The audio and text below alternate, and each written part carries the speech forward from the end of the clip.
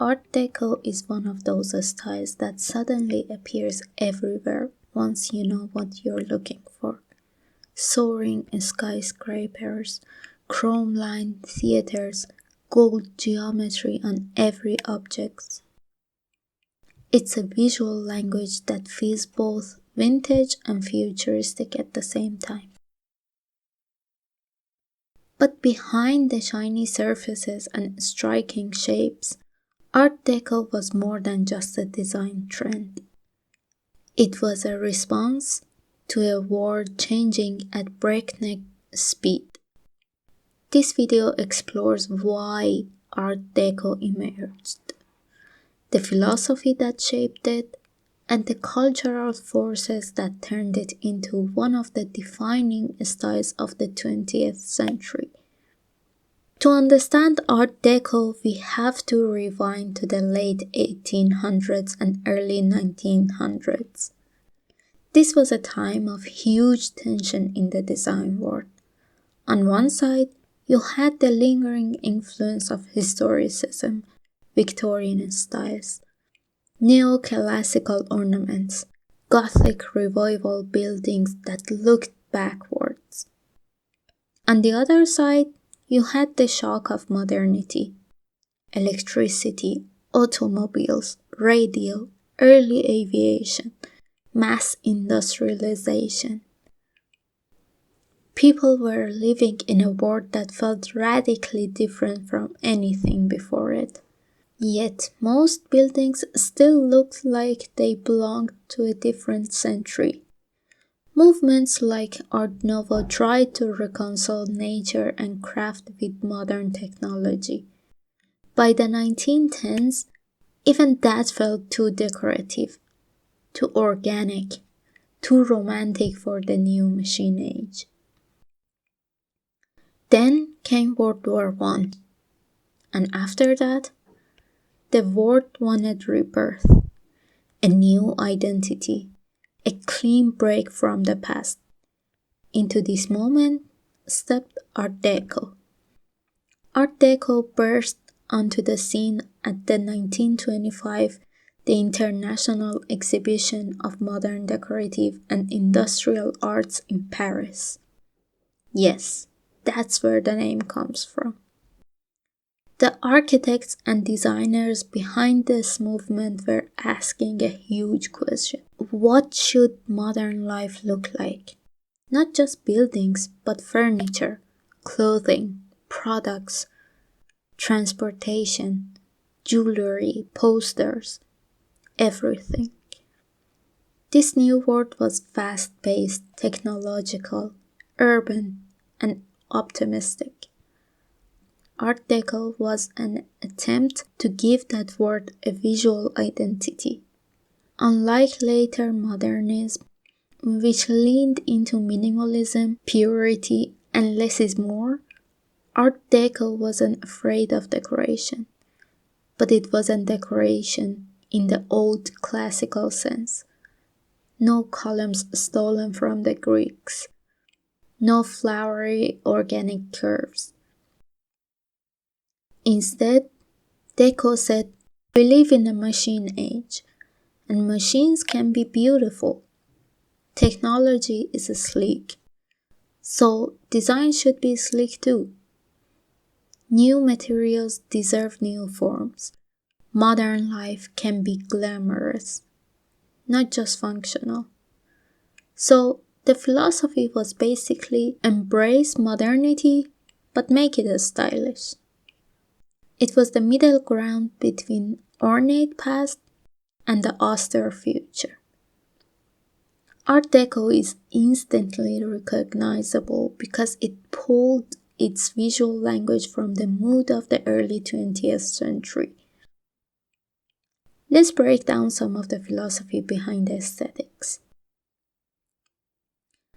This was the age of aviation, cars, ocean liners, and subways. People were obsessed with movement and progress. So buildings adapted aerodynamic lines, vertical emphasis, and motifs that suggested speed.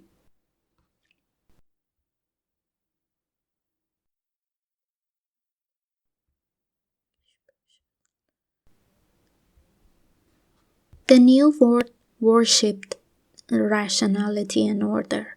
Think science, math, and engineering. Deco's geometry symbolized a modern, controlled, efficient society.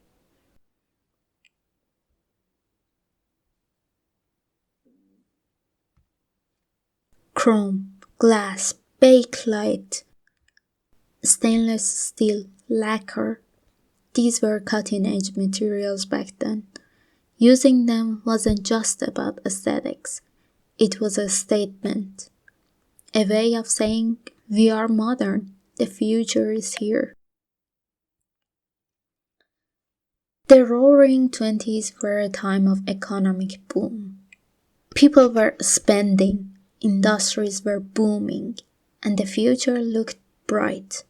Deco captured that optimism with bold colors, shiny surfaces, theatrical forms.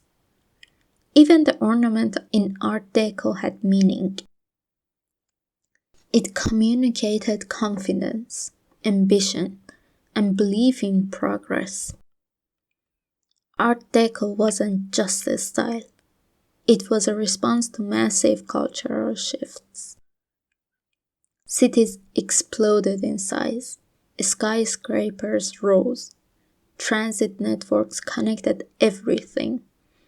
Design needed to reflect urban modernity. Factories could make objects faster than ever. Deco thought, if machines make things, then the aesthetic of machines should guide design. Advertising was born. Department stores took off. Shopping became entertainment. Deco's bold, glamorous look sold products and sold the future. Archaeological discoveries like King Tut's tomb fed Deco's appetite for stylized geometry. But unlike historicism, Deco didn't copy Egypt or Aztecs. It showed them through the lens of modern design. By the late 1920s and 1930s, Art Deco took over architecture. Notable examples are Chrysler Building, New York, the ultimate statement of machine age glamour.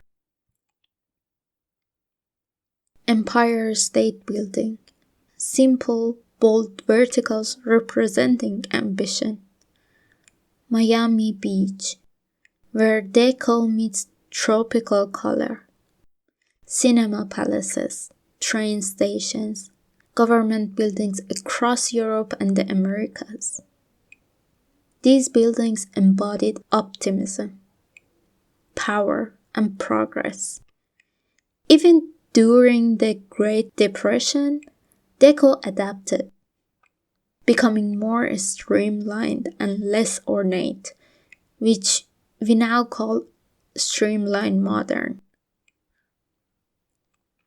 After World War II, the mood changed. The world didn't feel glamorous or optimistic. Modernism and the international style took over with a more serious functionalist approach, the less is more era. But Art Deco never truly died. Today we love it because it's timelessly stylish. It merges technology and artistry. It represents a moment when design believed the future would be beautiful. And honestly, it just looks amazing. Deco echoes in contemporary skyscrapers, product design, graphic design, fashion, and even video games and films. It's a visual shorthand for elegance and ambition. So that's the philosophy of Art Deco, a movement born from optimism, modernity, technology, and the belief that the future deserves its own beautiful look. If you enjoyed this breakdown, hit like, Subscribe and let me know in the comments what's your favorite Art Deco building or object. Thanks for watching, and until next time.